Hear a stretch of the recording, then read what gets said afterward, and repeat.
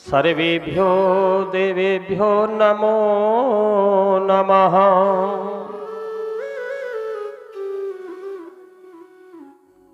प्रेम से बोलिए गुरुदेव भगवान की जय।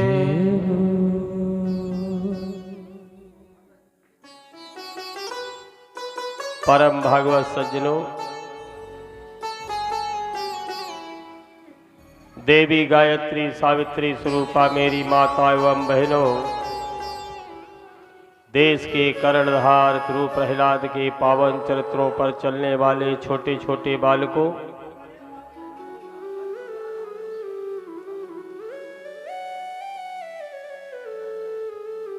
भक्तजन, बुद्धजन, विप्रजन एवं समस्त श्रोतागण, नित्य निरंतर भगवान की पावन कथाओं का रसास्वादन चल रहा है। आज भगवान की कथा का पंचम दिवस।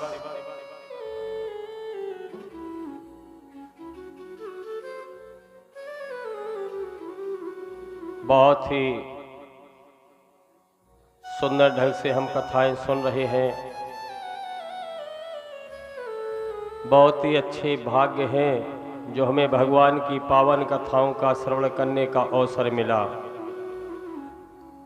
आए मन वाणी को पवित्र करने के लिए 2 बार भगवान नाम संकीर्तन, इसके बाद भगवान की पावन कथा।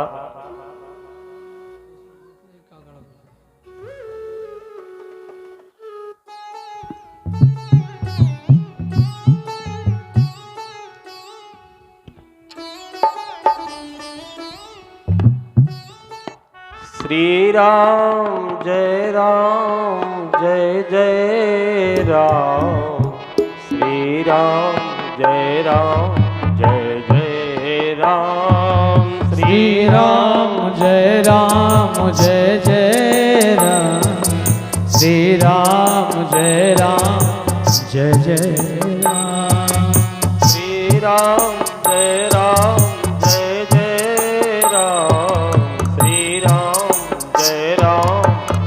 जय राम, श्री राम जय जय राम, श्री राम जय जय राम।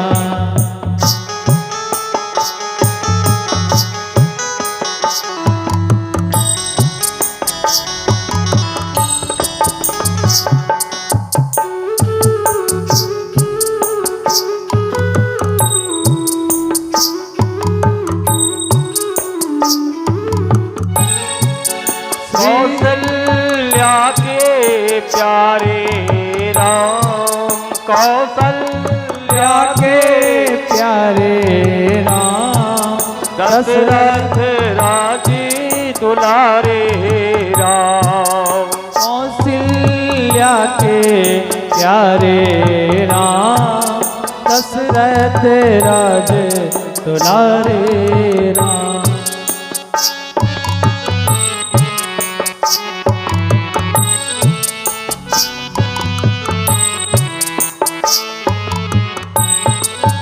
श्री राम जय जय राम, श्री राम जय जय राम, श्री राम जय जय राम, श्री राम जय जय राम, श्री राम जय जय राम, श्री राम जय जय राम।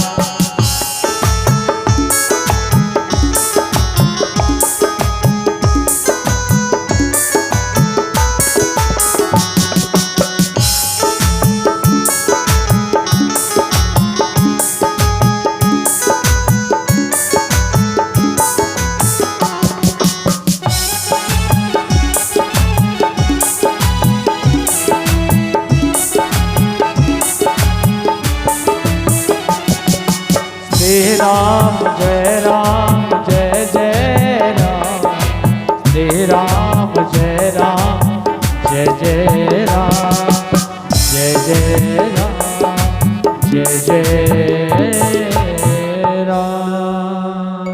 राजा रामचंद्र जी महाराज की जय हो।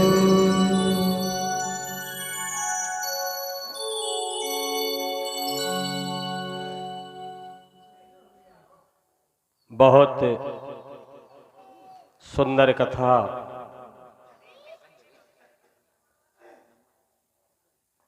कल हम लोगों ने भगवान श्री राम के विवाह की कथा सुनी।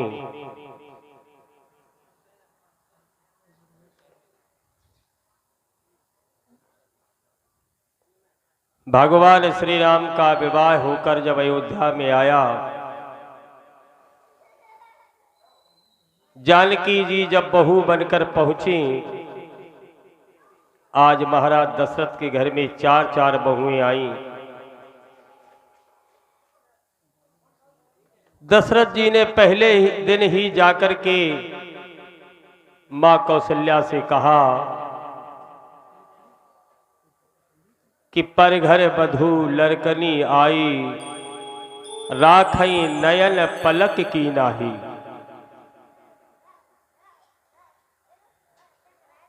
दशरथ जी के आदेश का पालन हुआ।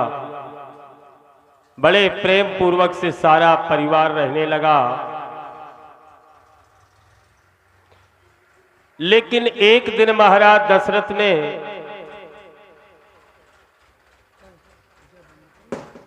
शीशा उठाया, दर्पण उठाया और अपने चेहरे को देखा। हम लोग भी शीशा रोजाना देख रहे हैं, लेकिन कोई दिक्कत नहीं। लेकिन दशरथ जी ने जब शीशा उठाकर देखा तो क्या देखा? बड़ी समझने की कथा। बोले श्रवण समीप भय सित के सा,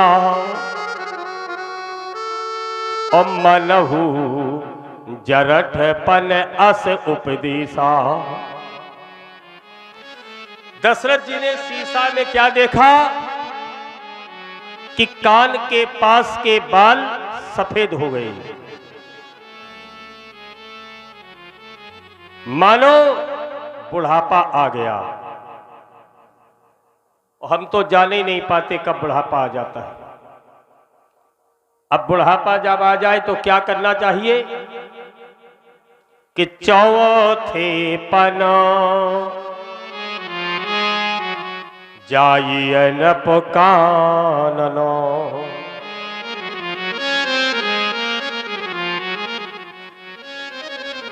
बुढ़ापे का धर्म है सब कुछ छोड़ करके, त्याग करके, प्रत्येक प्राणी को अपना राज्य परिवार छोड़ करके, अपने बच्चों को सौंप करके जंगल में जाके तपस्या करनी चाहिए।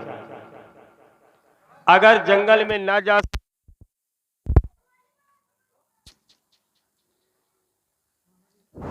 तो कम से कम अपने गांव के बाहर कुटिया बना करके, ट्यूबवेल पे या खेतों पे बैठ करके भगवान का भजन करना चाहिए। ये मालकी और जंजाल छोड़ के अपने बच्चों और बहुओं को सौंप देना चाहिए। दशरथ जी ने यही सोचा। वशिष्ठ जी को बुलाया, गुरुदेव मेरा बुढ़ापा आ गया, मैं चाहता हूं कि राम को राज्य दे दूं और भगवान का भजन करूं। वशिष्ठ जी ने कहा बड़ी अच्छी सोच है तुम्हारी, अच्छी बात है।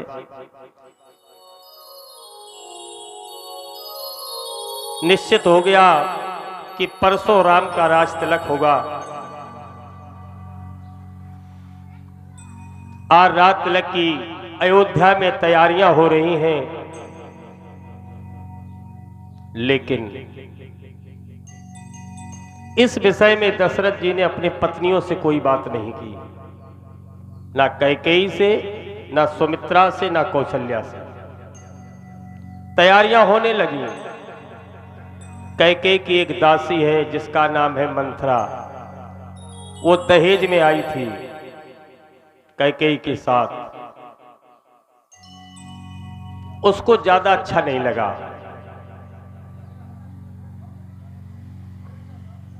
उसके मन में एक विचार आया कि अभी तक तो इस घर में कैकेयी की चलती थी, तो मैं उसकी दासी थी, मेरी भी चलती थी। और कल को जब कौशल्या का पुत्र राजा बन जाएगा तो कैकेयी का अस्तित्व नष्ट हो जाएगा, और जब मालिक का अस्तित्व नष्ट हो जाता है तो सेवक की गिनती कहां। उसने सोचा क्या करूं। ध्यान आया कि कैकेयी के कुछ वरदान हैं राजा दशरथ के पास। 2 वरदान हैं। मैं कैकेयी को फुसलाऊं और राम की जगह भरत का राज तिलक हो जाए तो बहुत अच्छा रहेगा, अति उत्तम होगा, क्योंकि मेरी रानी का पुत्र राजा बनेगा तो मेरी भी खूब चलेगी। ऐसा विचार करके उसने कुतर्क चालू कर दिया।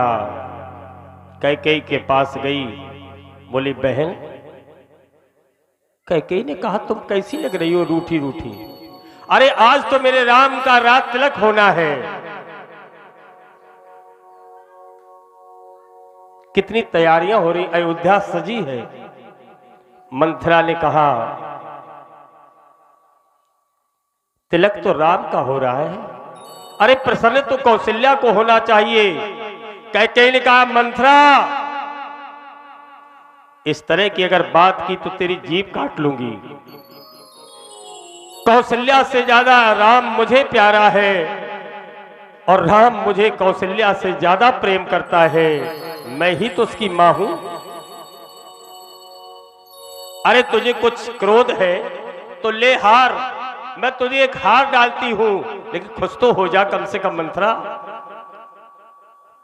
कैकेयी बोली, कैकेयी, मंथरा बोली, कैकेयी महारानी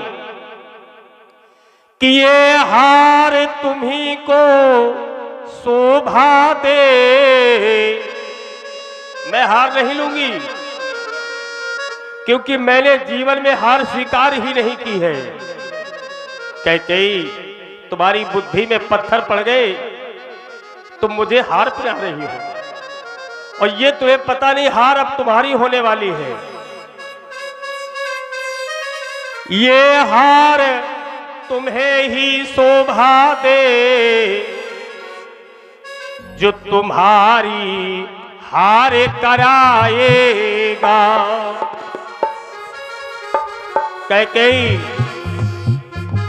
जो तुम आज हार डाले हो, ये हार भी खिंच जाएगा एक दिन। कैकेयी को बड़ा क्रोध आया। कैकेयी ने कहा क्यों खिंच जाएगा? बोले जब राम राजा बन जाएगा तो तुम अस्तित्वहीन हो जाओगी। भरत दर दर की ठोक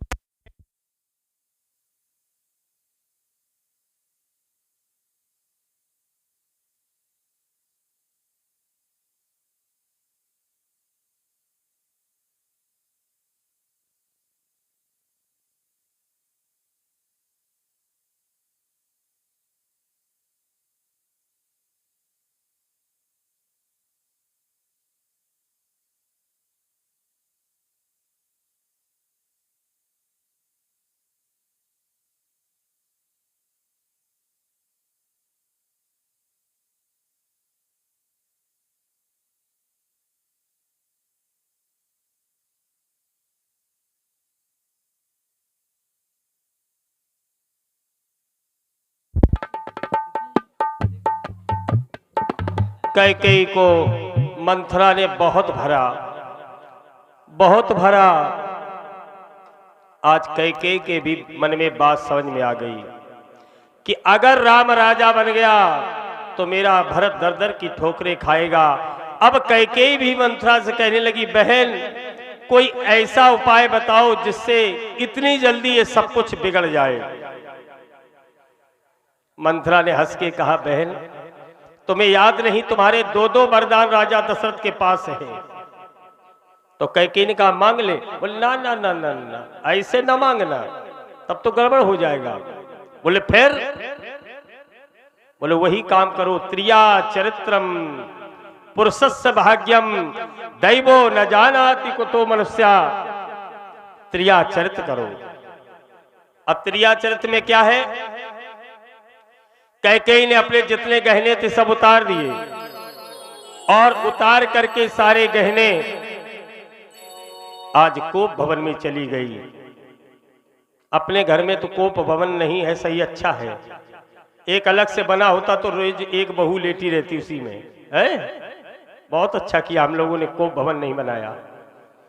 कोप भवन में पहुंच गई कैकेयी, बालों को बिखराए हुए नागिन की तरह भन्ना रही है और वहां जाकर लेट जाती है।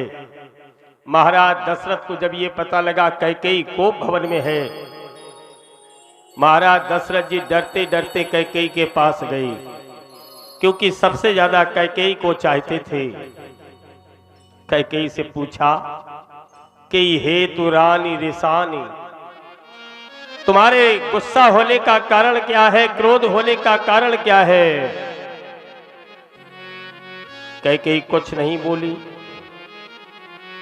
ये भी मंथरा ने समझाया था कि जब गुस्सा हो दशरथ जी कुछ पूछे उत्तर न देना, केवल लंबी लंबी सांसें बहना, तभी वो लाइन पे आएंगे, नहीं गड़बड़ हो जाएगा। कैकेयी कुछ नहीं बोली। दशरथ जी ने पकड़ करके कैकेयी को झकझोरा और पूछा कारण क्या है? तब कैकेयी ने कहा कि मैं कौने तुम्हारी होती हूं। दशरथ से कहा कैकेयी ने कि मैं कौन तुम्हारी होती हूं, जो तुम मुझे मनाने आए हो, और मन में रखते हो बैर भाव, मन में रखते हो द्वेष भाव, प्रत्यक्ष दिखाने आए हो मन में।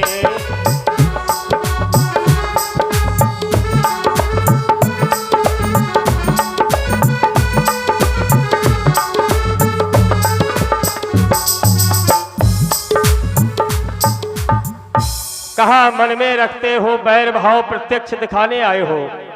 दशरथ ने कहा कैकेयी, इस संसार में अगर मैं किसी को चाहता हूं तो तुमसे ज्यादा किसी को नहीं।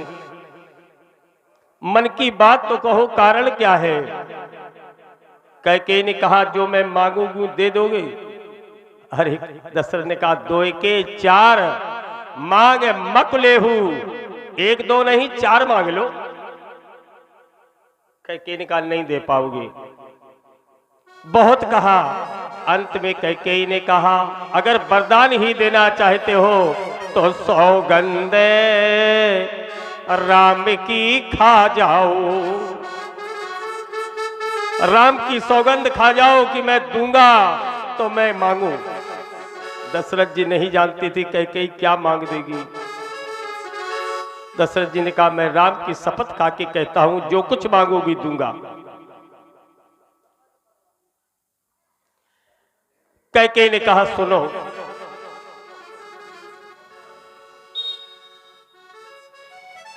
बोली तापस बेस और विशेष उदासी,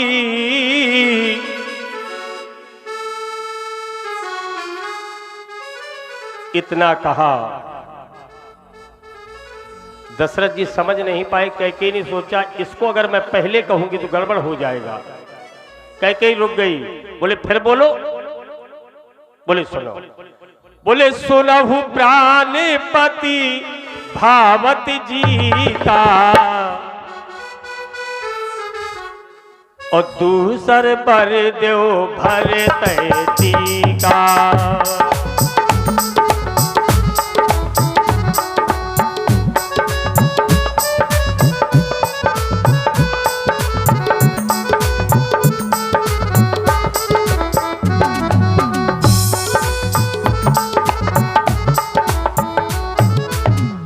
दशरथ जी ने कहा पक्का हो गया तुम्हारा, और पहले जो मांगना चाहती थी वो क्यों नहीं मांगा? बोले सुनो, दे दोगे? बोले हाँ। बोले तापस बेस विशेष उदासी तापस बेश, विशेष उदासी 14 बरस राम बनवासी। 14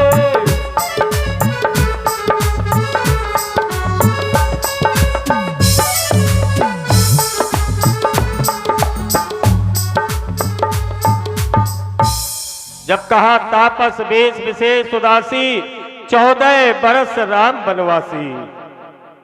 दशरथ के पैरों के नीचे से जमीन खिसक गई। कैकेयी तूने तो मेरे प्राण ही मांग लिए।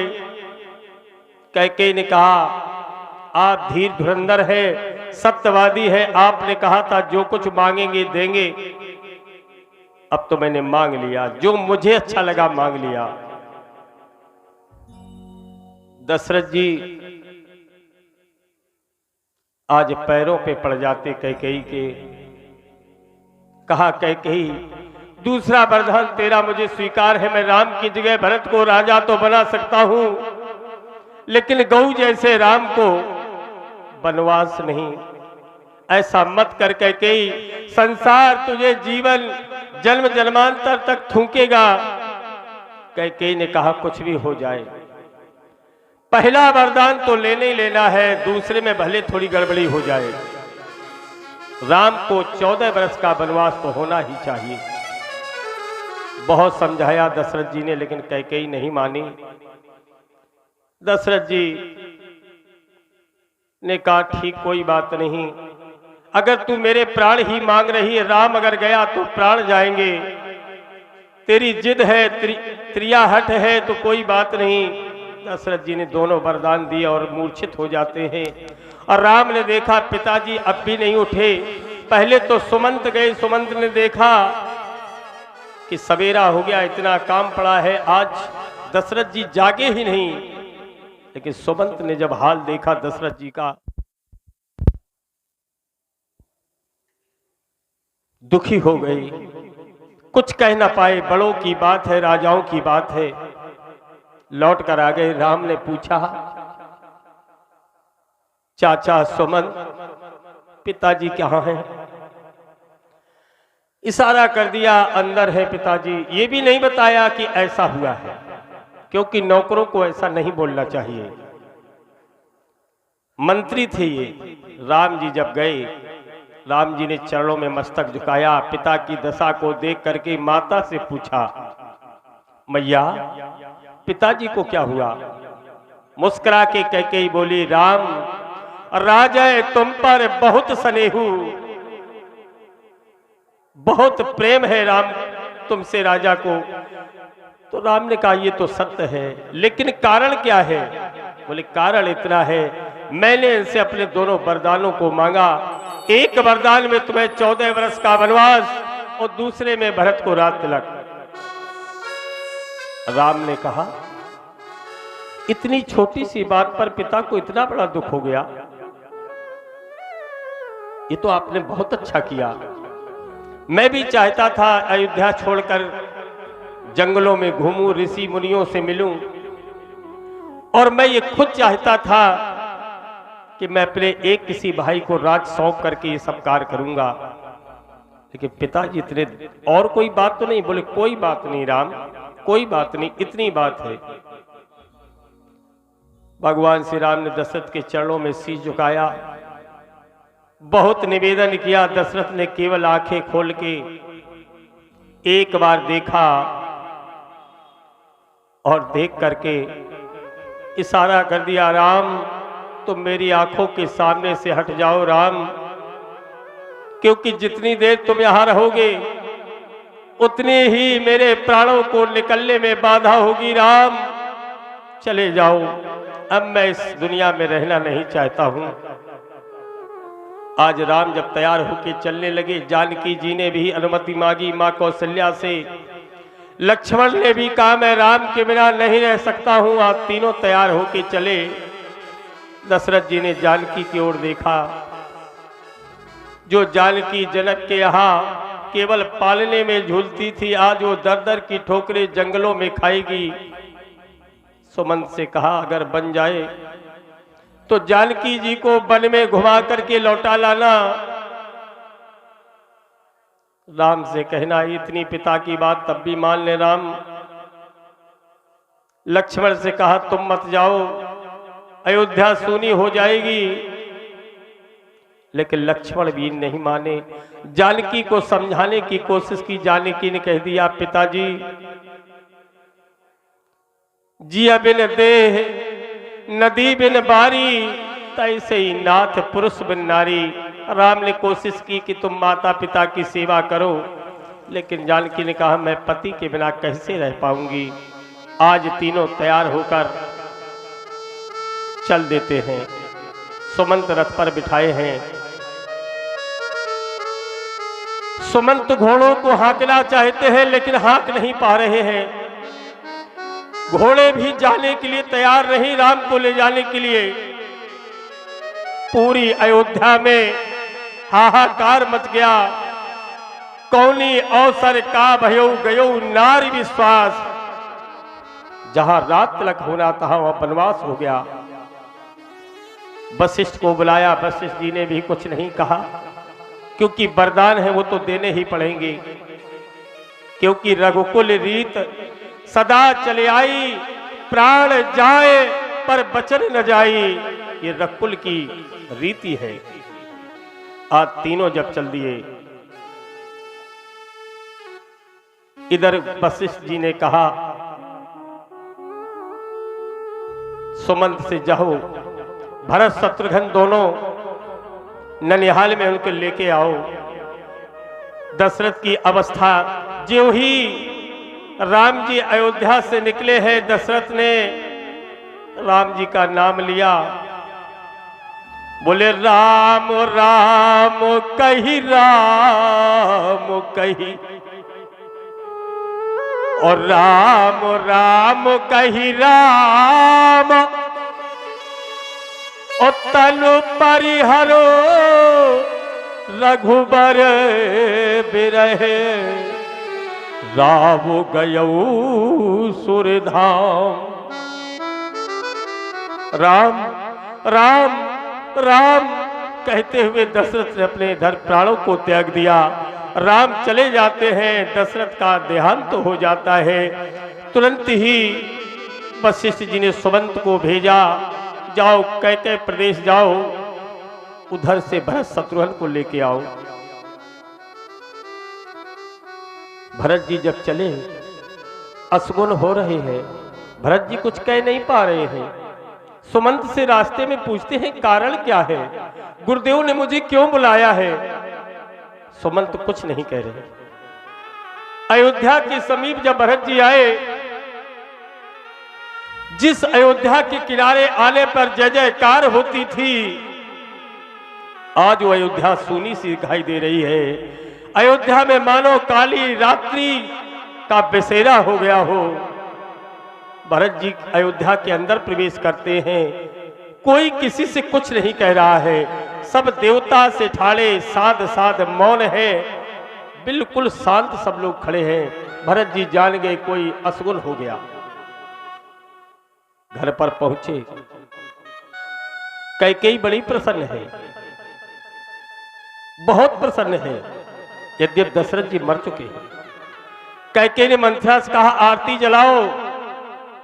मंथरा एक आरती जलाकर आ गई। कैकेयी ने हाथ में आरती को लिया। राज दरबार के मुख्य द्वार पर जो ही भरत शत्रुघ्न आए, कैकेयी आरती लेकर मंथरा के साथ पहुंच जाती है और आरती करने लगी। भरत ने कहा किस बात की आरती मां? कैकेयी ने कहा अरे परसादे चढ़ाओ भवानी का। बोले क्यों? बोले घर बैठे संपत्ति पाई है। कहा भरत, जिस काम को ब्रह्मांड में कोई न कर पाता, उसको मैंने करके दिखाया है। तुम्हारा तो पूरा जीवन निकल जाता, तुम राजा न बन पाते। लेकिन मैंने तुम्हें राजा बना दिया अयोध्या का। ये काम मैंने अकेले नहीं किया है। बोले फिर? बोले इसमें मंथरा ने भी सहायता की है। भरत ने कहा मैया सही सही बताओ हुआ क्या है? पिताजी कहाँ है? भैया राम कहाँ है? कैकेयी ने कहा राम तो 14 वर्ष के लिए वनवास के लिए चले गए। भरत को मूर्छा आ गया।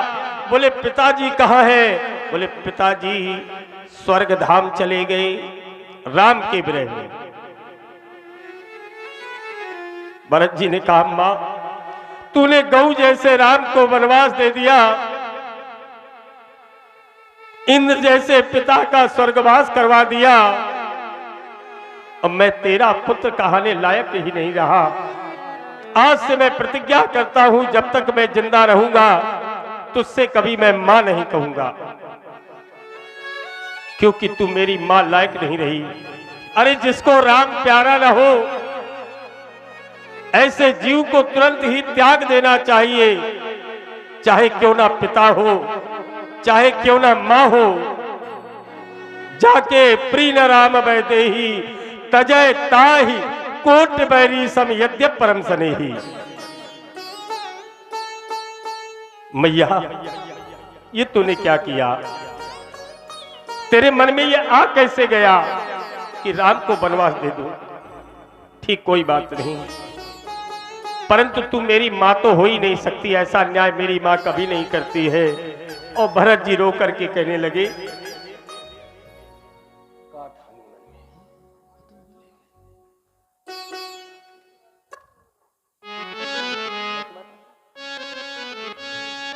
भरत जी ने रो करके कहा कि एरी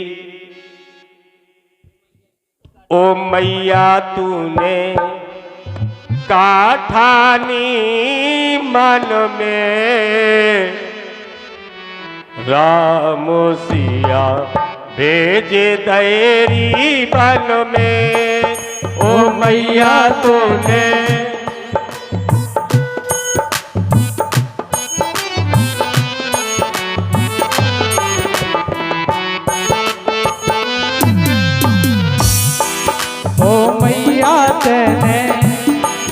ओ मैया तेने काठानी मन में राम सिया भेज दयरी बन में। राम सिया भेज दयरी बन में। ओ हटीली तेने काठानी मन में राम सिया भेज दयरी बन में। राम सिया भेज दयरी बन में।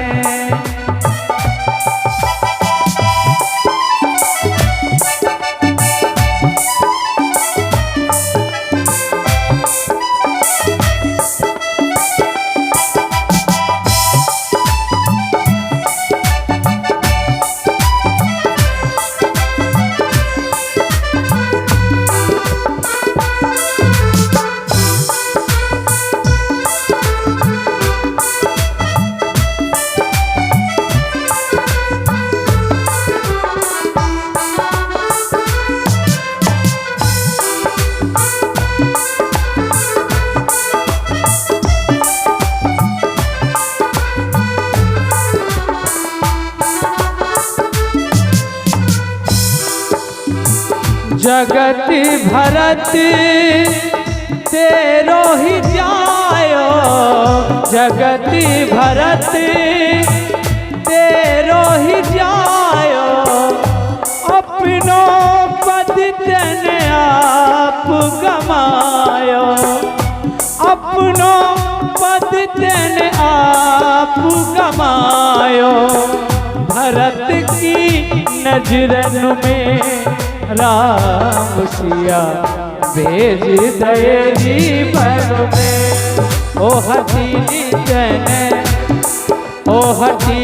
तेने काठानी मन में राम सिया भेज दयली बन में राम सिया भेज दयली बन में राम सिया भेज दयली बन में।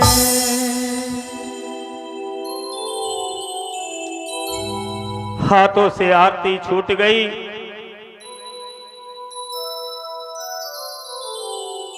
कैकेयी ने जान लिया मैंने बहुत अपराध कर डाला।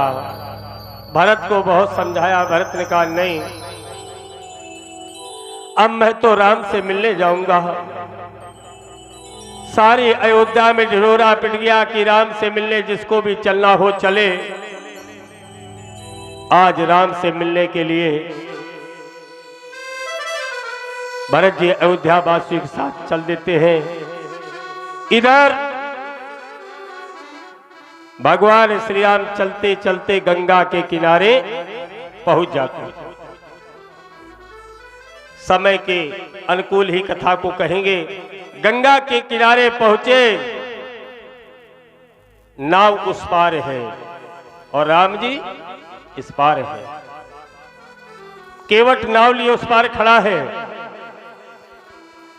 राम ने कहा सीते गंगा को प्रणाम करो, लक्ष्मण प्रणाम करो। दोनों ने प्रणाम किया, राम जी ने प्रणाम किया और केवट से कहा भैया नाव लेकर आओ, हमें पार जाना है। केवट बोला हम नाव लेकर नहीं आ सकते हैं। क्यों? बोले मांगी नाव और न केवट आना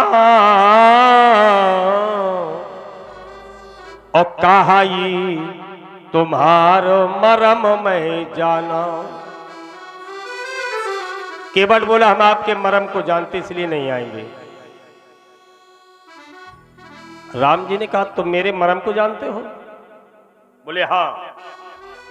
राम ने मन में सोचा कि लक्ष्मण हूं यह मरम न जाना और केवट कहाई मरम मैं जाना। और जो कछु चरित रचई भागवाना और लक्ष्मण हूं यह मरम न जाना। लेकिन कौन कह रहा है? केवट। शेष शारदा मरम न जाना। राम के मरम को शेष शारदा नहीं जानती हैं, लेकिन केवट कहाई मरम मैं जाना। भगवान ने पूछा नाव तो ले आओ, जो मरम जानते जान लेना।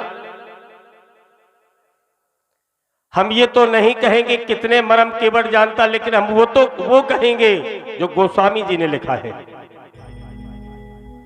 केवट से पूछा क्यों नहीं आ रहे हो? केवट बोलो एक बात तो हम जानते हैं। बोले क्या?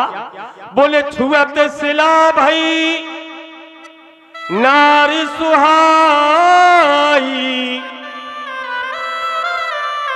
प्रभु मैंने सुना है कि आपके चरणों के रज को छूने से पत्थर नारी बन जाता है, लेकिन मेरी नाव तो पत्थर की नहीं बल्कि काठई की है।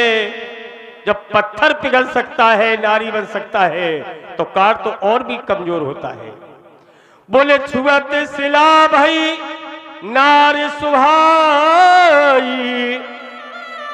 और पाहने तिन काठ कठनाई। भगवान इसलिए अब मेरी व्यवस्था एक गड़बड़ हो जाएगी प्रभु। क्या? अरे वो पत्थर से नारी बन गई, कोई दिक्कत नहीं आई। अगर मेरी नाव नारी बन गई तो झंझट ही बढ़ जाएगा। क्यों? बोले एक घर में बैठी है, एक यहां से हम लेके जाएंगे तो लड़ाई दुगनी बढ़ेगी, धंधा चौपट हो जाएगा। जिस नाव से हम घर का खर्चा चलाते, नाव खत्म और खर्चा बढ़ गया, एक नारी और आ जाएगी और लड़ाई अलग। इसलिए महाराज हमें क्षमा करो और कोई नाव मंगा लो। भगवान ने कहा केवट गलत सोच रहे हो, ऐसा नहीं होगा। बोले दद्दा सरकार हम नहीं आ पाएंगे, आप कितना भी करो। भगवान ने कहा संसार में हर काम का कोई निराकरण तो होता ही है, कोई ऐसी जुगाड़ अपना लो कि नाव भी आ जाए और तुम्हारी नाव नारी भी न बने। केवट ने थोड़ा दिमाग लगाया। केवट ने कहा एक उपाय है। बोले क्या?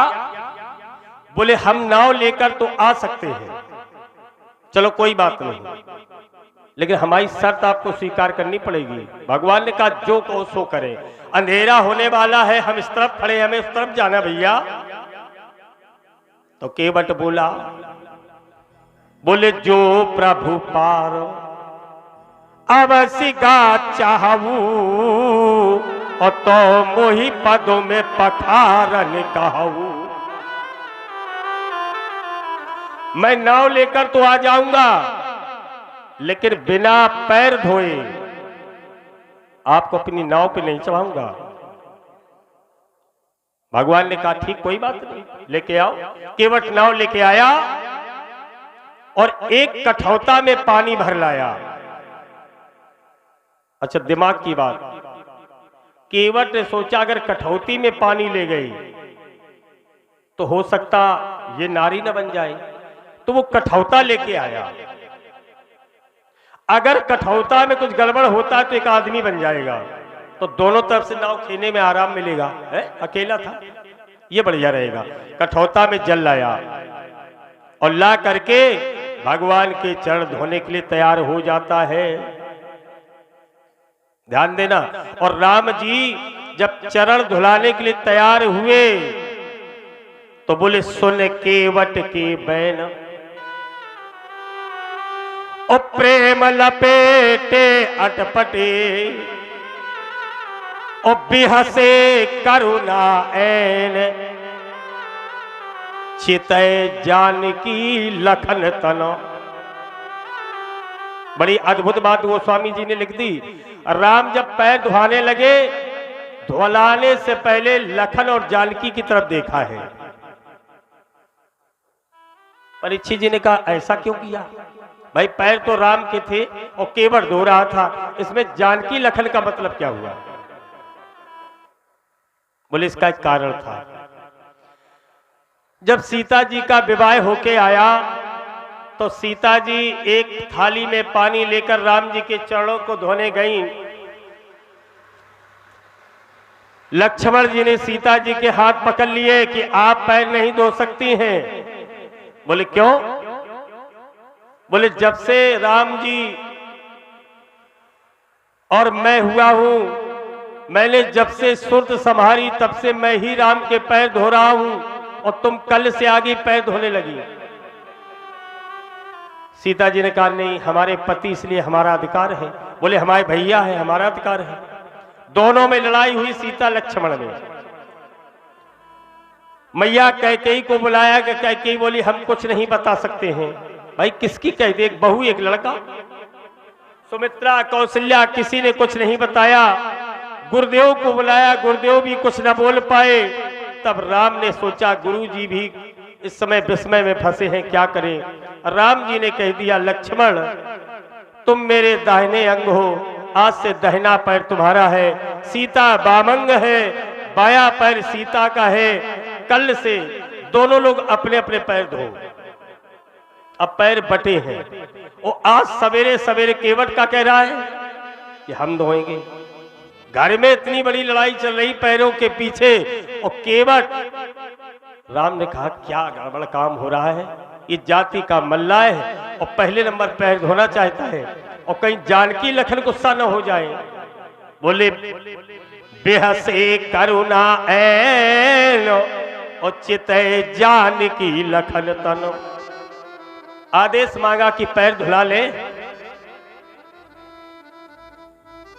कोई आदेश नहीं मिला।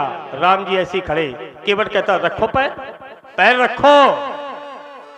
राम बोले कि ऐसे काम नहीं चलेगा बिना धोए, इसमें थोड़ा लफड़ा है, हमारे घर की लड़ाई बढ़ जाएगी। केवट बोल ना ना ना ना ना, बिना पैर धोए तो आप उस पार जा ही नहीं सकते।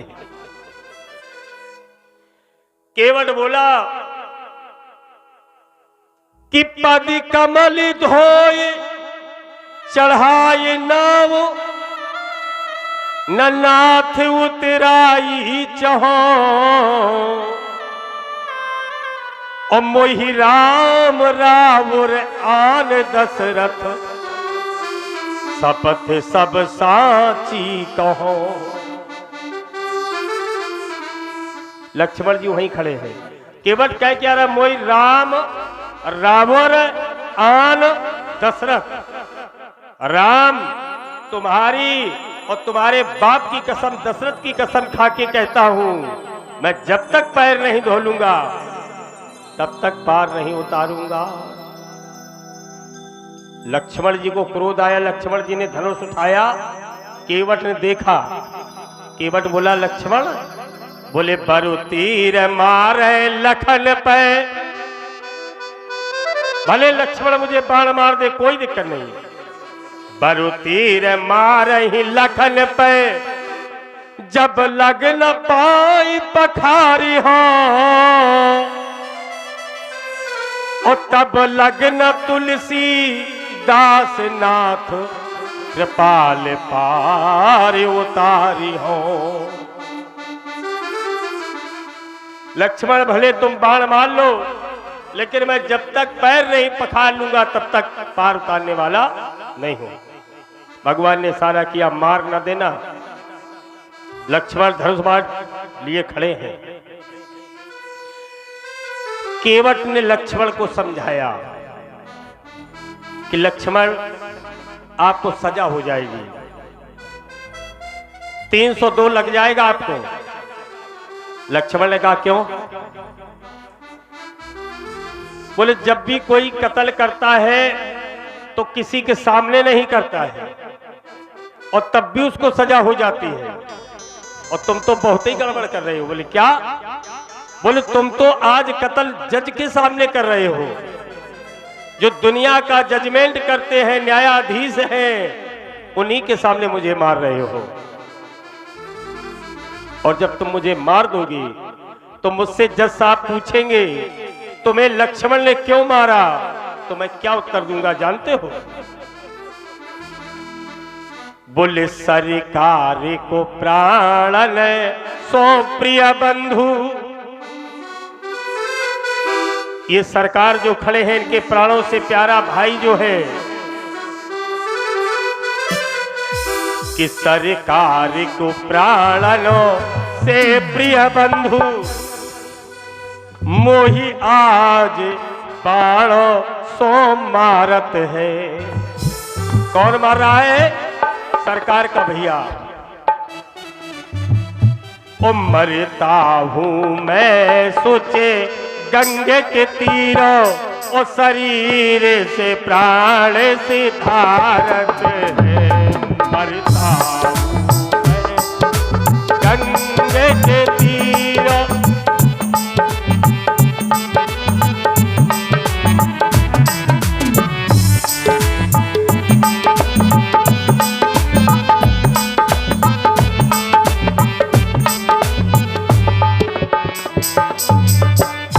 कोई पूछेगा कि किसके सामने मरे?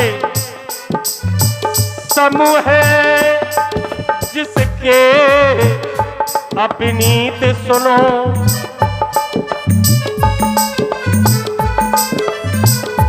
समूह है जिसके तो विनीत सुनो, रघुनाथ तो नाथ निहारत है।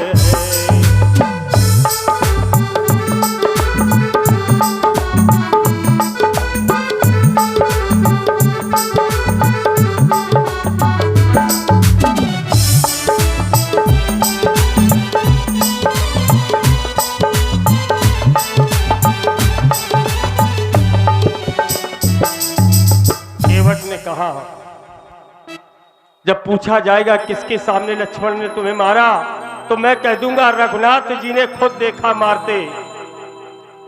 फिर मुझसे पूछा जाएगा कि अपराध क्या था, तो मेरा अपराध भी सुन लो कि अपराध यही इस दास का है।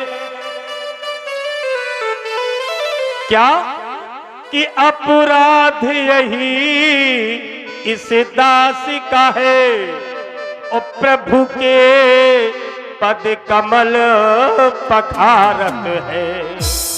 इतना अपराध है मेरा केवल। मैं भगवान के कमल से रूपी चरणों को धोना चाहता हूं, इसी में लक्ष्मण ने मुझे मार दिया है। राम जी ने कहा लक्ष्मण मत मारो, पाप लग जाएगा। आज लक्ष्मण ने अपने धनुष को रख लिया। राम जी ने पैर धुआए और आज बैठ जाते नाव पे, तीनों पार होने लगते हैं। केवट भी बड़ा प्रसन्न है। केवट को लगा कि जीवन भर मैंने नाव चलाई, आज तक ऐसा बैठने वाला मुझे नहीं मिला। आज तो जो संसार को पार करने वाला है वो मेरी नाव से पार हो रहा है। केवट ने गंगा की ओर झांक कर देखा और कहने लगा बड़े प्रेम पूर्वक कि मेरी नैया में लक्ष्मण राम। ओ मैया, ए गंगा मैया, ओ मेरी नैया में लक्ष्मण राम। गंगा मैया धीरे बहो, मेरी नैया में लक्ष्मण राम। गंगा मैया धीरे बहो, मेरी नैया लक्ष्मण राम। गंगा मैया धीरे बहो।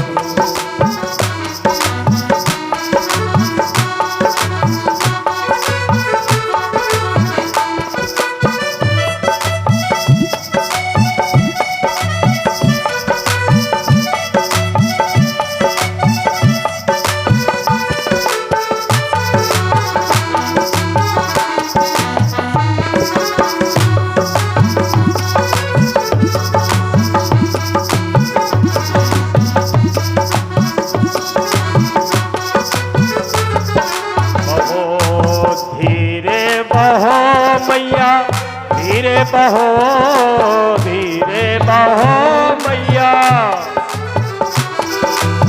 धीरे बहो मैया धीरे बहो, धीरे बहो मैया धीरे बहो। मेरी मैया लक्ष्मण राम। गंगा मैया धीरे बहो, मेरी नैया में।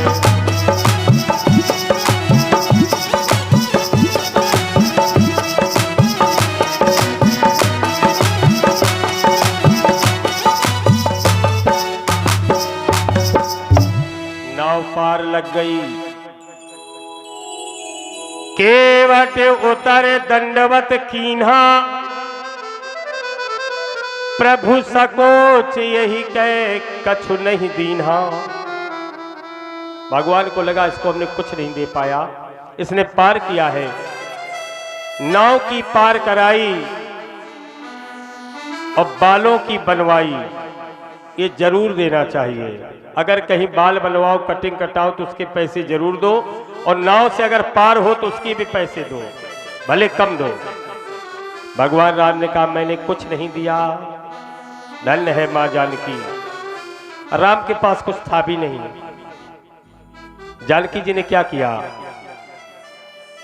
बोले सिया पिया हिया किए जानन हारी, और मणि मुदरी सो तुरत उतारी। सीता जी ने अपनी मणियों की मुदरिया थी, अंगूठी, उतार के राम को दे दी। और क्या कहा? बोले कयहु कृपाल देव उतराई। राम ने मुदरिया दी, केवट को ले लो, उतराई ले लो। और केवट चरण कयहु अकुलाई। केवट ने चरणों को पकड़ लिया। राम, मैं तुमसे उतराई ले लूं राम। राम ने कहा, मुझे ऋणी मत बनाओ केवट, मैं वनवास के लिए जा रहा हूं, पाप मत दो। केवट ने बहुत सुंदर जवाब दिया, राम, जो उतराई तुम मुझे दे रहे हो, मेरी ये जमा बनी रहने दो। बोले, कब इसका बदला लोगे? तो केवट कहने लगा, सुनो राम,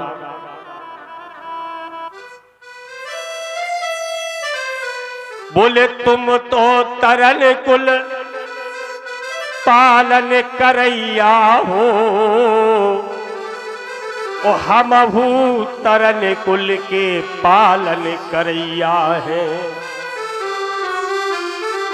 और भव सागर के तुम सिघर खिबैया राम, ओ हमहू सदैव गंगा सर के खिबैया है। हम तुम दोनों एक ही जात के तो हो।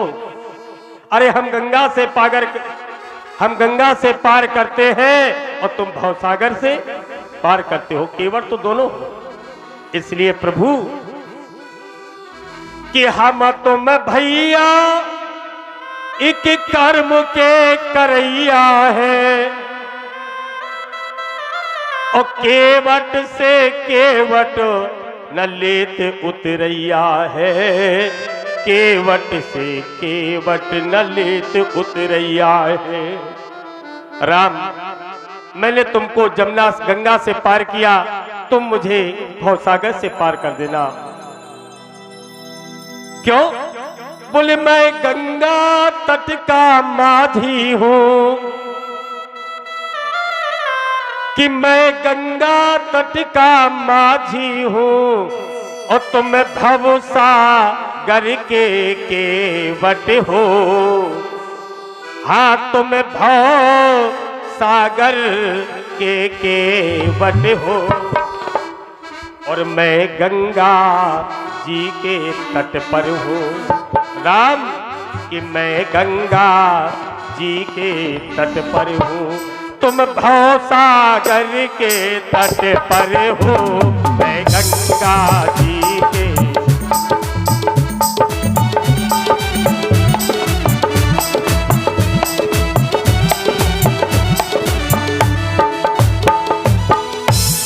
कहा, मल्लाह कहीं मल्लाहों से मल्लाही लेते हैं भैया, और केवटे कहीं केवटों से उतराई लेते हैं भैया। लेकिन राम, यदि अपने को ऋणी समझते हो, तो ऋण अपना वहीं चुका लेना। और मैंने गंगा से पार किया, तुम भव से पार लगा देना। तुम भव से पार लगा देना। जिस समय ऐसा कहा, राम की आंखों में आंसू आ गए। भक्त कितने प्रबल भक्त हो। आज राम वहां से चले और चित्रकूट पहुंचे। चित्रकूट में भरत मिलाप होता है। कथा तो बहुत बड़ी है, अगर मैं राम कथा को ही कहूंगा तो कृष्ण जन्म भी होना है। चित्रकूट में भरत का मिलाप, बड़ी सुंदर बातें हैं। लक्ष्मण ने जब देखा भरत सेना लेकर आ रहे हैं, लक्ष्मण को फिर क्रोध आ गया। लक्ष्मण ने धनुष बाण को उठाया, भरत से लड़ने के लिए तैयार हो जाते हैं।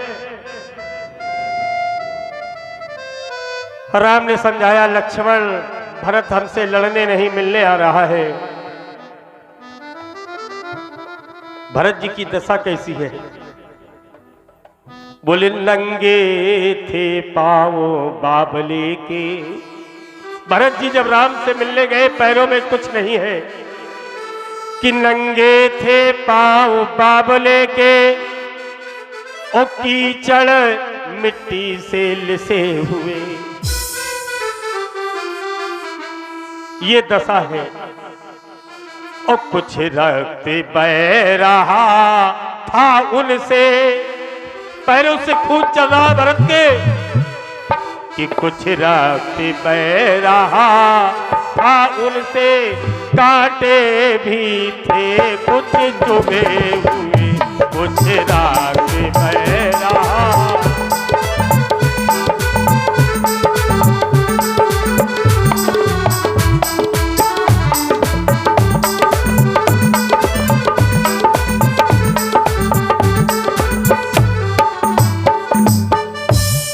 भरत जी के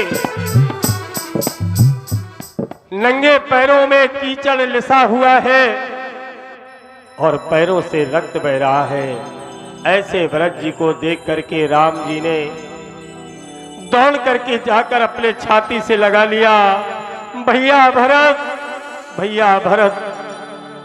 भरत जी नीचे मस्तक किए राम के चरणों में गिर गए। अपनी माता की करतूती से शर्माते हुए भरत राम से बहुत कहा कि राम, ये वनवास छोड़कर घर चलो, लेकिन राम नहीं माने। भरत जी ने निवेदन किया कि चल के भैया भरत राम जी से कहें, चल के भैया भरत राम जी से कहें, कष्ट वन में उठाने से क्या फायदा, चल के भैया भरत राम जी से कहें।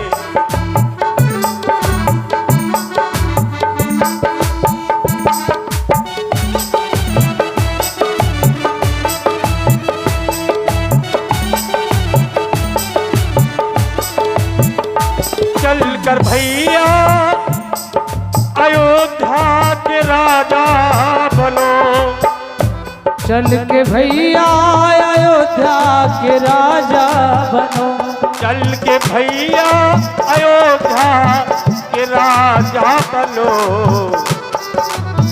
आगे दर्द वन में उठाने क्या फायदा, दर्द वन में उठाने से क्या फायदा, दर्द वन में उठाने से क्या फायदा।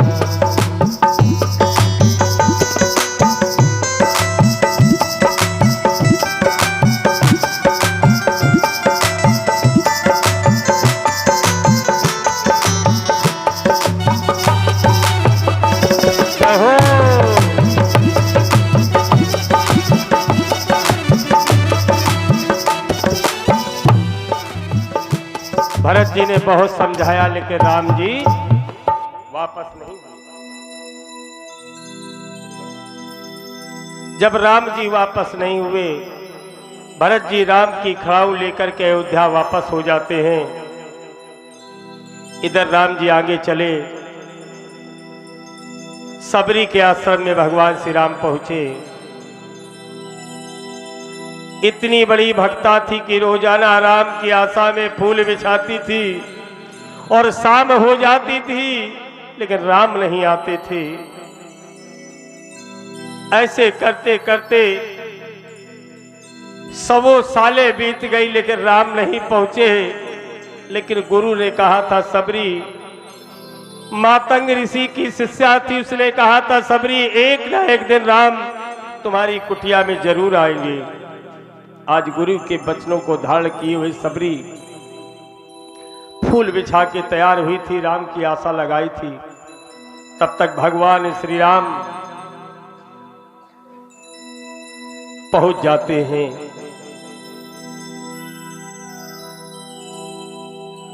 सुंदर सबरी को ज्ञान भी दिया है।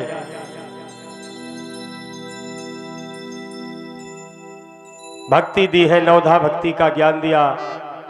प्रथम भगत संतन कर संगा, दूसर रत मम कथा प्रसंगा, तीसर भगत अमान, चौथी भगत मम गुणगन करई सदा तज अभिमान। इस तरह 9 भक्तियां पंचम भगत सुवेद प्रकाशा, 9 प्रकार की 9 भक्तियों का ज्ञान देकर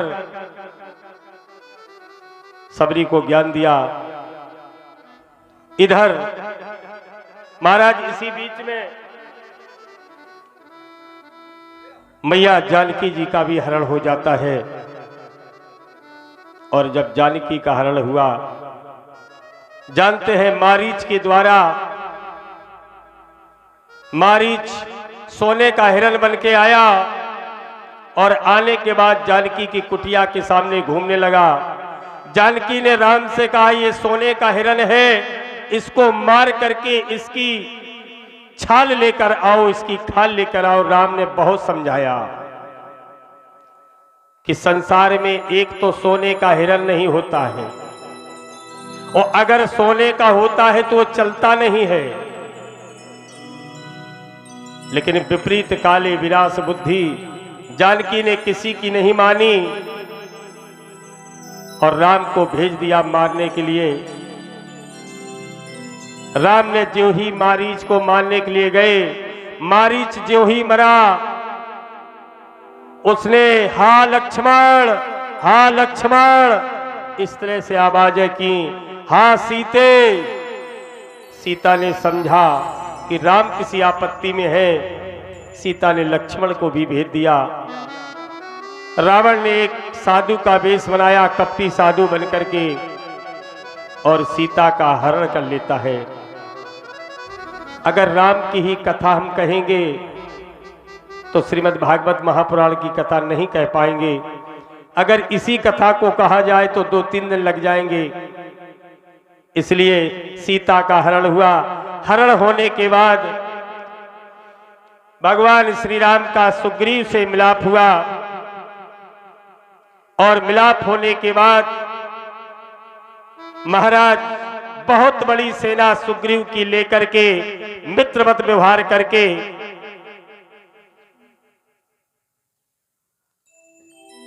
रावण से युद्ध होना है।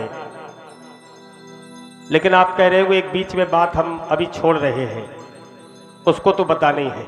महाराज सुग्रीव से जब मिले तो राम जी ने सुग्रीव से पूछा, तुम इस पर्वत पर क्यों रहते हो? सुग्रीव बोला, ये कहानी प्रभु मत पूछो। बोले क्यों? बोले बड़ी कठिन कहानी है। पूरी कहानी बताई कि मेरे भाई ने, बाली ने मुझे निकाल दिया। राम को क्रोध आया, सुग्रीव से कहा एक ही बार से मैं बाली को मार दूंगा। सुग्रीव ने कहा आप कभी ना मार पाएंगे, बड़ा बलशाली है वो। राम ने कहा चलो जाओ तुम सुग्रीव को ललकारो। सुग्रीव से कहा तुम बाली को ललकारो। सुग्रीव ने ललकार मारी, बाली निकल आया गदा लेकर के, दोनों में युद्ध होने लगा। और जब दोनों में युद्ध हुआ तो बाली ने मार मार के सुग्रीव को बिल्कुल सीधा कर दिया। राम के पास पहुंचा, कहा राम बेकार में हमारी हड्डी पसली बेकार करा दी आपने, मैंने पहले ही बता था आप नहीं मार पाओगे। राम ने कहा ये बात नहीं है, मैं मार तो सकता था लेकिन एक दिक्कत है। बोले क्या? बोले एक रूप भ्राता तुम दो। सुग्रीव मैं जब अपना बाण उठाता था तो मुझे लगता कहीं तुम्हें न लग जाए, तुम दोनों भाई एक जैसे हो। आज राम ने एक कहा तो अपने गले में एक माला डाल लो, तो मैं जान लूंगा ये सुग्रीव है और ये बाली है। भगवान ने एक बाण मारा, बाली धराशायी हो गया। लेकिन बाली ने प्रश्नों की बौछार कर दी।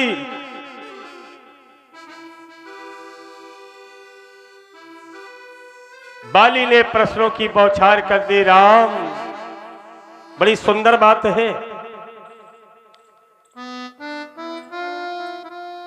कहा राम? बोले कारण कवन? पहला प्रश्न। और राम मोहि मारा। हे राम तुमने मुझे क्यों मारा? हम तो दोनों भाई भाई लड़ रहे थे, आपको निर्णय करना था दोनों में दोस्ती करा देते। जो भी करना था समझौता कर देते अगर योग्य थे, मुझे क्यों मार दिया? बोले अवगुण कवन नाथ मोही मारा, और मैं बैरी सुग्रीव प्यारा। ये कहाँ का न्याय है राम? हम दोनों भाई हैं, मैं बैरी और सुग्रीव प्यारा। बोलो राम, और वो भी छुप के मार रहे हो? राम ने उत्तर दिया, बाप बाली कि अनुज बधू भगनी सुत नारी, और ये सठ है कन्या समुचारी,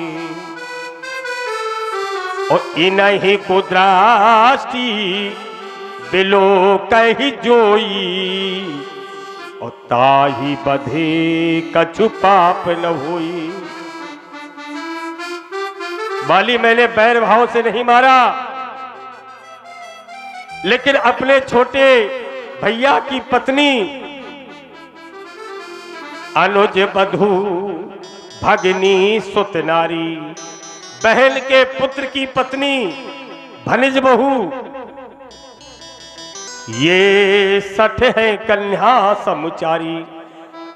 बहन की पुत्र की पत्नी अपनी छोटे भैया की बहू कन्या और अपनी बहन, ये चार जो है इन पर जो कुदृष्टि डालता है, ऐसे लोगों का वध कर देना कोई पाप नहीं है। मुझे तुम दोनों भाइयों की युद्ध से कोई मतलब नहीं था, लेकिन मैंने जब ये सुना कि तुमने सुग्रीव की पत्नी का हरण कर लिया है, उसको घर से निकाल दिया है, ये पाप है, तुम पापी हो, इसलिए तुम्हारा वध कर रहा हूं। कहा ठीक है राम, कोई बात नहीं। राम ने कहा, बाली अगर तुम चाहो तो मैंने क्रोध में आकर बाण तो मार दिया है, अगर चाहो तो मैं तुम्हें अचल कर दूं, जीवन दान दे दूं। बाली हंसने लगा, राम अगर आप इतने धर्म के पालक ही हो, अगर राम तुम अवतार लेकर धराधाम पर आए हो, तो संसार का ऐसा कौन प्राणी होगा जो तुम्हारे सामने न मरना चाहता हो राम? कि जन्म जन्म मुनि जतन कराही, अंत रामो कहीं आवत नाही। संसार का प्रत्येक प्राणी जीवन भर हे राम तुम्हारा निवेदन करता है कि तुम सामने आ जाओ, लेकिन जीवन में किसी के पास तुम नहीं पहुंचते हो। आज तो मेरे मरने के समय तुम मेरे सामने खड़े हो। हे कन्हैया, हे राघव, लोग चाहते जब मेरा अंत हो, मेरा कहना मेरे सामने खड़ा हो, मेरा राघव मेरे सामने खड़ा हो, इससे अच्छी मौत मुझे कभी नहीं मिलेगी राम। इसलिए मैं कुछ नहीं चाहता हूं, बस एक निवेदन है। क्या? बोले मेरा एक बालक है अंगद, इसको आप ले लो अपनी शरण में। अंगद की बाहें को पकड़ा करके बाली ने शरीर का त्याग किया है। सुग्रीव की सेना लेकर भगवान आगे की ओर बढ़े हैं। पता लग गया, सुग्रीव ने बताया कि सीता को रावण ले गया है, दक्षिण दिशा की ओर ले गया है, लंका में ले गया है। अब पता लगाने कौन जाए सीता कहां है। पूरी सभा बैठी, भगवान ने कहा कोई लंका जा सकता है? कई वीर उठने की कोशिश कर रहे हैं, उठते हैं, जहां समुद्र देखते हैं बैठ जाते हैं। इतना 400 योजन लंबा समुद्र, इसको कौन पार करेगा? नहीं जा सकता है कोई। एक वीर उठा, कौन? अंगद। अंगद बोले हम जा सकते हैं। राम ने कहा ठीक है जाओ, सीता का पता लगा लेना। लेकिन अंगद भी थोड़े कच्चे पड़ गए। अंगद खड़े तो हो गए, और अंगद ने कहा क्या? बोले अंगद कहूं जाऊं मैं पारा। तालियां बज गई कि अंगद जाएगा, लेकिन दूसरी लाइन गड़बड़ कर दी अंगद ने। राम ने कहा जाओ। बोले अंगद कहूं जाऊं मैं पारा, लेकिन मन संशय कछु फिरती बारा।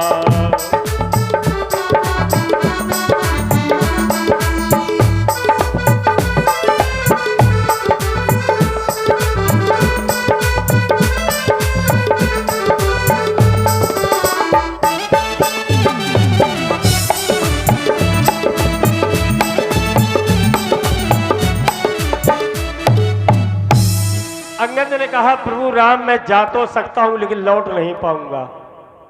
राम बोले ऐसे कि भेजने से फायदा ही क्या है। अगर कोई उरई जा रहा हो और तुम्हें सौदा मंगानी हो और कहो भैया उरई जा रहे, बोले हाँ, बोले यार 2 किलो आलू, 1 किलो टमाटर, धनिया मिर्चा गोभी पालक कुछ लिए आना। बोले यार हम चले तो जाएंगे लेकिन लौट के नहीं आएंगे, क्या फायदा, कब आओगे। बोले कहो महीना 2 महीना में, तब तक तो सब्जी सड़ जाएगी। अंगद बोले चले तो जाएंगे लौट के नहीं आ पाएंगे। बोले काहे। बोले रावण का एक पुत्र, उससे हमारी लड़ाई हो गई थी। फिर बोले लड़ाई होते समय हमने जान लिया बलशाली वो ज्यादा है, लड़ाई में पता लग जाता कौन पार्टी दमदार है। तो अंगद बोले अब की अगर पहुंच गए तो हमें मार मार के सीधा कर देगा, हम लौट नहीं पाएंगे। राम सबने कहा बैठ जाओ तुम नहीं जा पाओगे। फिर कहा कौन जाएगा। हनुमान जी से कहा तुम जा सकते हो। सबने सोचा केवल हनुमान ही जी जा सकते हैं, और हनुमान जी बस बैठे अपना भगवान का भजन कर रहे थे, जय श्री राम ऐसे कर रहे थे। अब हनुमान जी को जगाना बड़ा कठिन है। अब हनुमान जी की राम नाम की तपस्या तोड़वाने के लिए बहुत उपाय करने पड़े। हनुमान जी को पता ही नहीं रहता कि हम कितने बलशाली हैं। यद्यपि हनुमान जी जैसा बलशाली कोई नहीं, लेकिन इतना कमजोर भी कोई नहीं है। क्यों। एक बार हनुमान जी एक बगीचा में गए, जंगल में गए, वहां पे एक महात्मा जी तपस्या कर रहे थे। हनुमान जी थोड़े नटखटी ज्यादा थे। महात्मा जी से कहा बाबा जी पानी दे दो। महात्मा जी अपने मगन थे तपस्या में। हनुमान जी ने 2-4 बार कहा, महात्मा जी नहीं बोले। हनुमान जी ने महात्मा जी को उठा लिया और उठा करके ऐसे ऐसे 2-3 बार किया, ऊपर नीचे। महात्मा की तपस्या खुल गई। महात्मा ने क्रोध में आकर कह दिया, हनुमान तुझे अपना बल का बहुत बड़ा घमंड है, जाओ तुम्हारा बल नष्ट हो जाए। हनुमान जी को कोई मतलब नहीं, लेकिन श्राप देने के बाद महात्मा को लगा ये मैंने गलत कर दिया।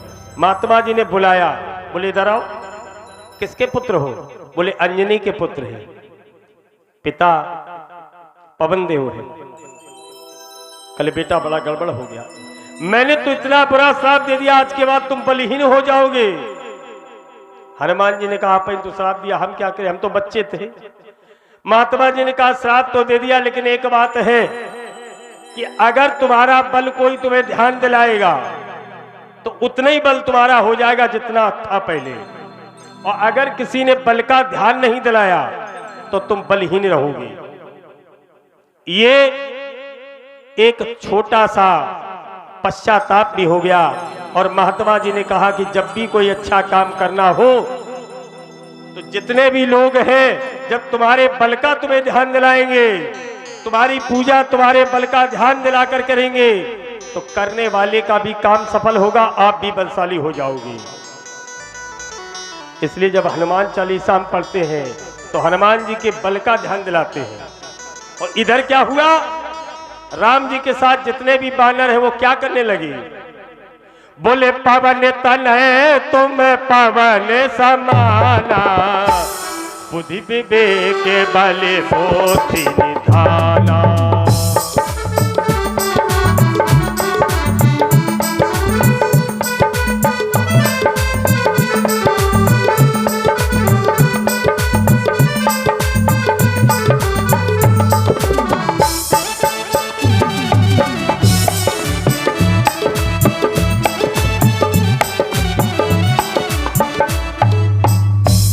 इतना जो ही कहा, हनुमान जी के कानों में आवाज पड़ी, बुद्धि विवेक बल सबके निधान हो, हनुमान जी खड़े हो जाओ।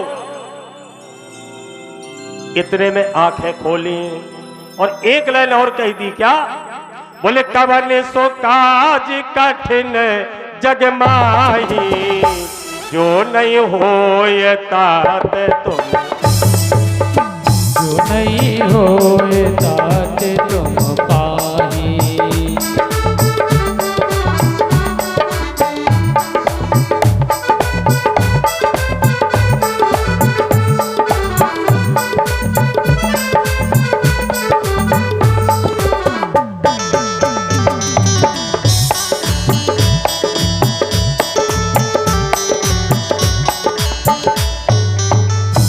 हनुमान जी ने कहा, जय श्री राम। कनक भूधराकार शरीरा। हनुमान जी खड़े हो गए, कहा, प्रभु आज्ञा दो, क्या करना है? राम जी ने हनुमान जी की ओर देखा, हनुमान लंका जाना है। हनुमान जी चल देते हैं। आप जानते हो रास्ते में कई व्यवधान पड़े हैं, मैं सारे व्यवधानों का वर्णन न करते हुए हनुमान जी लंका में पहुंच गए। एक वहां पे जो मुख्य द्वार है, वहां पे एक रखवाली खड़ी थी, राक्षसी, जिसका नाम था लंकनी। हनुमान जी जब लंका में पहुंचे, लंकनी ने पकड़ लिया। हनुमान जी बड़ा छोटा रूप रखा था, बोले मसक समान रूप कपिधरी। मसक माने मच्छर होता है। और लंकई चले सो मेरे नरहरि। भगवान ने नरहरि भगवान का ध्यान किया, मच्छर का रूप बनाया, लेकिन लंकनी ने तब भी पकड़ लिया। लंकनी हंसकर बोली, हनुमान तुम कैसे निकल पाते? क्यों? बोले मोर आहार जहां लगी चोरा। अरे मैं तो चोरों को खाती हूं, जो चोरी से अंदर जाता है मैं उसी को पकड़ती हूं। हनुमान जी खड़े हो गए, बोले माता जी आप चोरों को पकड़ती हैं? बोले हाँ। तुम चोरी से आए इसलिए पकड़ लिया। तो हनुमान जी ने कहा, एक काम गड़बड़ दिखाई दे रहा है। बोले क्या? बोले जब रावण सीता को चुरा के लाया था तब उसको क्यों नहीं खाया आपने? अगर आप चोरों को ही खाती हैं, चोरी वालों को खाती हैं, तो रावण जब जानकी को लाया तो क्यों नहीं खाया? थोड़ी देर बहस हुई। हनुमान जी लंग मुट्ठी का एक घूंसा मारा, लंकनी के प्राण पखेरु उड़ गए। हाथ जोड़ करके हनुमान जी की विनती करने लगी कि राम का काम जरूर करोगे हनुमान, जाओ। अब हनुमान जी लंका में पहुंच गए और लंका में पहुंचने के बाद क्या देखा? लंका में पहुंचने के बाद हनुमान जी देखा, मंदिर मंदिर कर शोधा, जैते देखे अग्नि जोधा। बड़े बड़े योद्धाओं को देखा, लेकिन जानकी को कहीं नहीं देखा। थोड़े आगे चले, एक मकान बहुत अच्छा बना है, राम राम लिखा उसमें। हनुमान जी ने कहा, लंका में राम राम तो बड़ा कठिन है, लेकिन कोई बात नहीं। हनुमान जी उस घर के सामने गए। हनुमान जी ने अपना वेश बदल करके नमस्कार किया, राम राम किया। उधर से एक व्यक्ति निकला, उसने भी राम राम किया। अंधेरे में दोनों की बातें हुई। विभीषण से पूछा, हम जानकी से मिलना चाहते हैं। विभीषण बोले, मिलना तो बहुत कठिन है, लेकिन फिर भी अशोक वाटिका में है। विभीषण से थोड़ी बातें भी हुई, कैसे रहते हो या क्या है? विभीषण ने बताया, सुनो पवन सुत रहन हमारी, और जिम दसनन बिच जीव बिचारी। कोई बात नहीं। हनुमान जी पहुंच गए अशोक वाटिका और अशोक के पेड़ के ऊपर बैठ गए। रावण आया, हाथ में तलवार लिए और जानकी से बोला, क्या बोला? बड़ी सुंदर बात है। जानकी से बोला, सीता बोले एक बार बिलो के मम ओरा और तब अनुचरी करो पनमुरा। कहा सीता एक बार मेरी ओर देखो। लेकिन जानकी रावण की ओर नहीं देख रही हैं। रावण ने तलवार निकाली और जानकी को मारने के लिए तैयार हो गया। जानकी जी रोने लगी राम की याद करके। हनुमान जी की आंखों में आंसू आ रहे हैं। जानकी जी रो रही हैं। जानकी जी ने अशोक से कहा, अशोक मैं तुम्हारे नीचे बैठी हूं, तुम्हारा नाम अशोक है। आ माने नहीं, शोक माने शोक। जिसके पास शोक होना नहीं चाहिए फिर भी शोक है। निवेदन किया, अशोक मैं अर्थी लगा के मर जाऊं राम के बिना। मुझे रात में अग्नि नहीं मिल रही, त्रिजटा से भी मंगाई नहीं मिली। हनुमान जी ने जैसे अशोक से कोई अंगारा गिरा हो, एक अंगूठी को डाल दिया। जानकी ने अंगूठी देखी, इतनी सुंदर मुद्रिका है, राम नाम अंकित है। जानकी ने विचार किया कि राम की मुद्रिका कोई बना नहीं सकता है और राम को कोई मार नहीं सकता है, क्या हुआ? लेकिन अंत में हनुमान जी ने जानकी जी को प्रणाम किया, सारी कहानी बताई। आज हनुमान जी ने जानकी से मिले और कहा, मैया अगर आप चाहे तो मैं आज ले जाता तुम्हें, लेकिन राम जी का आदेश नहीं है। हनुमान जी ने जानकी जी से कहा, हमें भूख लगी है। जानकी जी ने कहा, यहाँ तो कोई व्यवस्था नहीं। हनुमान जी ने कहा, पेड़ तो बहुत खड़े, अमरूद के खड़े, आम के खड़े, हम खा लें। जानकी जी ने कहा, राक्षस बड़े विकराल है, यहाँ तुम्हें मार डालेंगे। हनुमान जी ने अपना शरीर दिखा दिया। जानकी जी बोली, बलवान हो जाओ खाओ। हनुमान जी ने फल खाए, वृक्ष उखाड़े, अक्षय कुमार को मार दिया।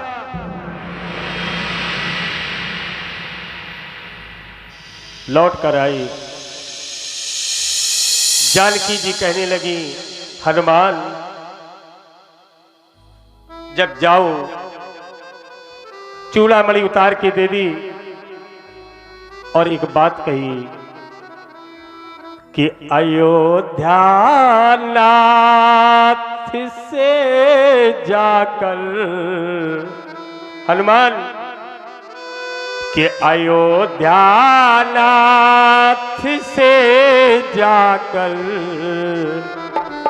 पवन सुत बात ये कहना। क्या? कि तुम्हारी लाडली सीता, तुम्हारी लाडली सीता दुखी है, बात ये कहना। अयोध्या नाथ से जाकर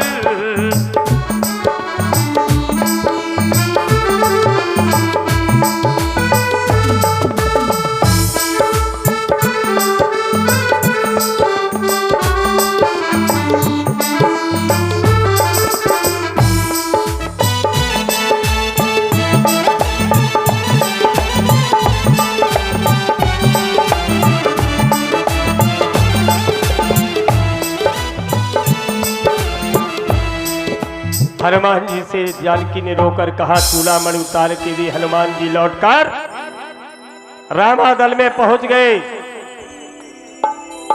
राम ने सेना सजाई, युद्ध आरंभ हो गया।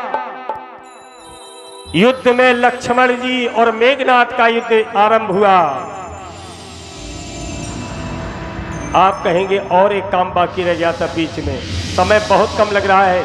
लंका जलाई, लंका जला के हनुमान जी राम जी के पास पहुंचे, युद्ध आरंभ हुआ। मेघनाथ और लक्ष्मण का युद्ध आरंभ हुआ। मेघनाथ के द्वारा लक्ष्मण को शक्ति का प्रहार हुआ। शक्ति का प्रहार होने के बाद हनुमान जी लेकर आए लक्ष्मण जी को। राम जी ने अपने भैया को अचेत अवस्था में देखा। आज विभीषण, सुग्रीव, जामवन सहित सारे वानर यूथ बैठा है। भैया की ऐसी दशा देख करके राम जी ने विभीषण से कहा, विभीषण, लक्ष्मण के प्राण अब नहीं बच पाएंगे, क्योंकि ये मेघनाथ के द्वारा मारी हुई शक्ति है। विभीषण ने कही, राम नहीं भैया, लक्ष्मण अब भी बच सकते हैं। बोले कैसे? बोले एक उपाय है। बोले कौन सा? बोले लंका में एक वैद्य है जिसका नाम सुखेन है, अगर कोई उसको ले आए रातों रात तो वो लक्ष्मण का उपचार कर सकते हैं। फिर राम ने हनुमान की ओर देखा, क्योंकि दूसरा कोई नहीं है। हनुमान जी लंका जाते हैं, सुखेन वैद्य को घर सहित लेके आ जाते हैं। सुखेन वैद्य ने जब लक्ष्मण की नारी को देखा,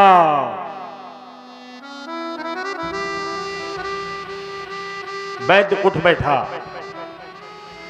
बोले, राम, मैं लक्ष्मण का इलाज नहीं कर सकता हूं। राम ने कहा, क्यों? अरे तुम तो डॉक्टर हो, वैद्य हो, तुम्हें तो सबका इलाज करना चाहिए। बोले नहीं, कारण है कि राम रावण के बीच में युद्ध चल रहा है। मैं रावण का वैद्य हूं, और मैं अगर रावण चाहता है कि लक्ष्मण मरे और मैं उपचार करूं, मैंने रावण का नमक खाया है, मैं उनके विरोध में तो काम नहीं कर सकता हूं। राम, ये धर्म नहीं है। वैद्य ने कहा कि मैं वैद्य दशानन के घर का, और किस तरह आपका काम करूं। हाँ, किस तरह आपका काम करूं, और अनुचित होगा निज स्वामी को, जो बैरी को आराम करूं। कहा, महाराज, मेरे स्वामी का अनुचित हो जाएगा। हे राम, तुम धर्म पालक हो, कहो मैं ये अनुचित कार्य करूं? राम ने कहा, नहीं नहीं, मत करो वैद्यराज। अगर तुम्हें लग रहा है कि मैं अपने मालिक के विरुद्ध काम कर रहा हूं तो मत करो। वैद्य उठ के चल दिया। राम ने लक्ष्मण की ओर फिर देखा। वैद्य मुस्कुराया। वैद्य ने कहा, राम, अरे धर्म को छोड़ के कह दो वैद्यराज लौट आओ। धर्म कर्म की बात तो तब होती जब कोई आपत्ति न हो। आपके पास इतनी बड़ी आपत्ति है, अगर मैं चला गया तो लक्ष्मण न बच पाएगा। ये हमारे राम है। राम ने उत्तर क्या दिया? वैद्यराज, राम से तुम कहते हो धर्म छोड़ के काम करे, नहीं, ये राम धर्म छोड़ने की बात तो किसी से कह ही नहीं सकता है। क्या तुम्हें पता नहीं कि जिस धर्म है तू, वैद्यराज, कि जिस धर्म है तुम में राज गया, जिस धर्म के लिए मेरा राज्य चला गया, कि जिस धर्म है तू ममराज गया, और सीता प्यारी का हरण हुआ। जिस धर्म है तू मम राज गया, और सीता प्यारी का हरण हुआ। और उस धर्म, और जिस धर्म हेतु भरत छूटा। वैद्यराज, मैंने अपने धर्म के लिए चार चीजें छोड़ दी। क्या? कि जिस धर्म है तुम राज गया, सीता प्यारी का हरण हुआ। और जिस धर्म है तू भरत छूटा, श्री पेत्र देव का मरण हुआ।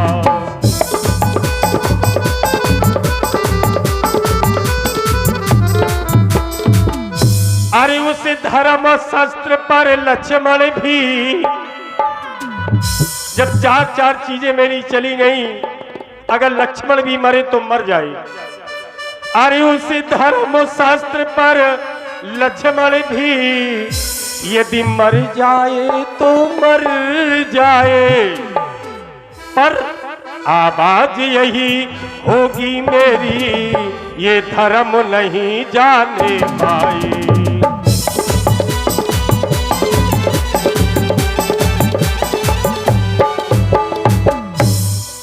कहा बैदराज लौट जाओ, लक्ष्मण मरे तो मर जाए, लेकिन मैं ये किसी से नहीं कहूंगा कि धर्म को छोड़ के कोई काम करे। बैदराज चरणों में गिर गए राम के। हे करुणाधार, हे दीनबंधु सरकार, आप धन्य हो। बैदराज ने नाड़ी पकड़ी और कहा कि रातों रात अगर संजीवनी बूटी आ जाए तो लक्ष्मण के प्राण बच सकते हैं। राम ने कहा संजीवनी बूटी कहाँ है? बोले द्रोणागिरि पर्वत पर। हनुमान जी से कहा तुम ले आओगे? हनुमान जी ने कहा ये तो द्रोणागिरि पर्वत है, आकाश पाताल पृथ्वी के किसी भी लोक में होती तो भी लेके आता। हनुमान जी दौड़कर जाते हैं, उड़ते हुए जाते हैं। बीच में काल ने मिला, बहुत व्यवधान मिले। अब हनुमान जी को चक्कर एक बहुत गड़बड़ हो गया कि जब द्रोणागिरि पे पहुंचे तो सारा द्रोणागिरि चमक रहा था। हनुमान जी ने सोचा बूटी कौन है।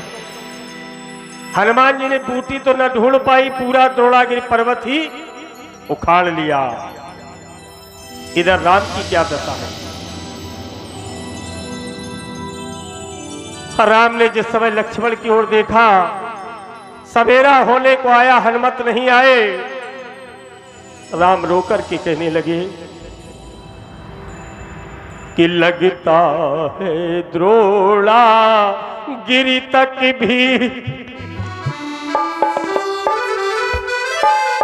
ये पहुंचा ही नहीं, कपिराई है। लगता है द्रोणा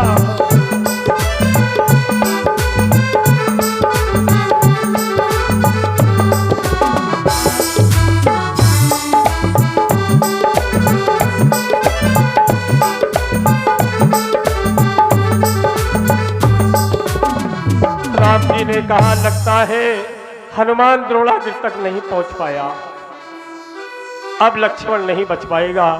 विभीषण की ओर देख करके कहा विभीषण अगर मेरे भैया लक्ष्मण को कुछ हो गया तो मैं अयोध्या कैसे जाऊंगा, मैया को मुंह कैसे दिखलाऊंगा।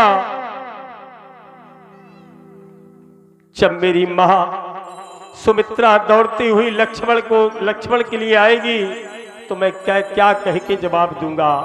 क्यों कि चलते समय मैया ने कहा कि मम बचलो राम सुनते जाना। वो जिस तरह लखन को लिए जा रहे, बस उसी भांति है लौटाना। मैया पूछेगी लखन कहाँ, क्या कहे कि मैं समझाऊंगा। भैया के बिना हाय कैसे मैं लौटे अयोध्या जाऊंगा। हे भगवान, आपकी रीत उल्टी कैसे हो गई? ये मुझसे बाद में आया था और मुझसे पहले जाएगा। हे करतार तेरी इस सृष्टि में कितना उल्टा हो जाए।